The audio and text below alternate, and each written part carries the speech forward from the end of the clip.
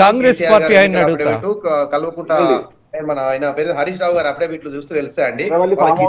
ఆస్తులు ఉన్నాయా, ఏడ ఓఆర్ఆర్ పక్కకు స్థలం ఉందా, మొత్తం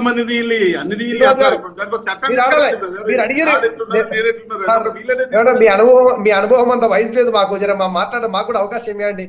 నేనేమంటా కోసం కేవలం సాగు నోట్ల తలకాయ పెట్టినటువంటి కేసీఆర్ గారికే 4 పదవులు 1,00,000 కోట్ల సంపద ఉంటే, మరి తెలంగాణ ఉద్యమంలో అసూలు బాసినటువంటి 1,200 మంది బిడ్డలకు వాళ్ళ కుటుంబాలకు మీ ప్రభుత్వం గతంలో మీరు చేసింది ఏంది? చీమంతా కూడా లేదు మీ ప్రభుత్వం చేసింది. కేసీఆర్ గారు ఎట్లయితే కన్ఫెషన్ స్టేట్మెంట్ ఇచ్చారో, అవును నేను చెప్తున్నా అరవింద్ గారు పైసలు ఇచ్చిందన్నారో, గట్లనే మీరు కూడా కన్ఫెషన్ స్టేట్మెంట్ ఇచ్చిర్రు. ఏంది? గొర్రెల స్కామ్ జరిగింది, చేపల స్కామ్.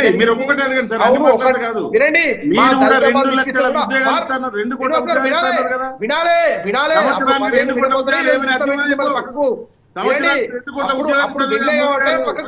ఇప్పుడు మిమ్మల్ని ఓటమి నుంచి మార్పు నేర్చుకోండి. మీరు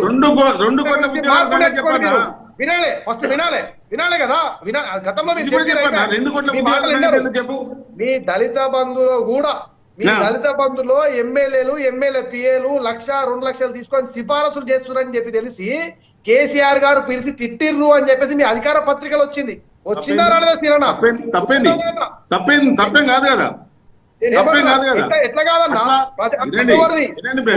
భూములమ్మి నేను చెప్పిన మీరు చెప్పాడన్నా, కోకాపేట భూములమ్మి 2,000 కోట్లు వచ్చే దాన్ని తీసుకొస్తుంది దళిత బంధు అని చెప్పి ప్రవేశపెట్టావు. 90 ఎవరిదన్నా, తోకెవరిదన్నా, డబ్బులు ఎవరి అన్నా, ఎవరికి వస్తురన్నా, ఎట్లా తీసుకుంటారన్నా చెప్పు. నువ్వు తప్పేది అని చెప్తారు. ముఖ్యమంత్రి బిడ్డ అయితే విలాసాలు ఎంజాయ్ చేయచ్చా అంటే సాధారణ పబ్లిక్ చేయదా? ముఖ్యమంత్రి బిడ్డ అయితే ఏమైనా అవినీతి చేయచ్చా? ముఖ్యమంత్రి బిడ్డ అయితే లిక్కర్ స్కామ్ చేయచ్చా? ముఖ్యమంత్రి కొడుకు అయితే ఓఆర్ఆర్ స్కామ్ చేయచ్చా? ముఖ్యమంత్రి కొడుకు అయితే ఓఆర్ఆర్ వైపు పేద రైతుల మహేష్ గారు శ్రీనివాస్ గారికి సమాధానం చెప్పే అవకాశం ఇవ్వండి. ఇదా అన్న, మనం అన్న రాజకీయాలు ఉంటాయి పోతాయి, తెలంగాణ ప్రజలు ముఖ్యం, మన అస్తిత్వం ముఖ్యం. ఆనాడు ఉద్యమం దేనికోసం చేసినామన్నా? తెలంగాణ భవిష్యత్తు కోసం కాదు, తెలంగాణ భవిష్యత్తు కోసం చేయాలన్నా మనం. ఈరోజు తెలంగాణ తొమ్ముడు లూటీ చేసిన ప్రభుత్వాన్ని ఎట్లడికేసుకొని వస్తామన్నా? నేను ఒకటే డిమాండ్ చేస్తున్నా రేవంత్ రెడ్డి గారిని, వాళ్ళ ప్రభుత్వాన్ని. ఆనాడు మీరు దేనిపైన అలిగేషన్ చేసిర్రు, ఈ ప్రభుత్వం రూపాయి తినే దాన్ని కక్కించాల్సిన బాధ్యత మీ ప్రభుత్వం పైన ఉన్నది అని మీరు ఒక్కరిని కాదు, ఒక్క కేటీఆర్ దగ్గర ఆగడం కాదు, ఈ ప్రభుత్వంలో ఎవరైతే అవినీతి పాల్పడ్డారో వాళ్ళందరినీ సీనన్న గారు కూడా కన్ఫెషన్ స్టేట్మెంట్ చేయడం జరిగింది. గతంలో మాజీ ఎస్సీ కార్పొరేషన్ చైర్మన్ అవును అవినీతి జరిగింది, అవును మా వాళ్ళు డబ్బులు తిన్నారు, తప్పేంది, అవును ముఖ్యమంత్రి కూతురు దాచుకున్నారు ఏంది అన్నారు. ఇది కూడా ఆన్ రికార్డు ఉండాలని చెప్పేసి నేను మీ ద్వారా తెలియజేస్తున్నా. తెలంగాణ ప్రజల సొమ్ము తిన్న ఏ ఒక్కరిని వదిలిపెట్టము.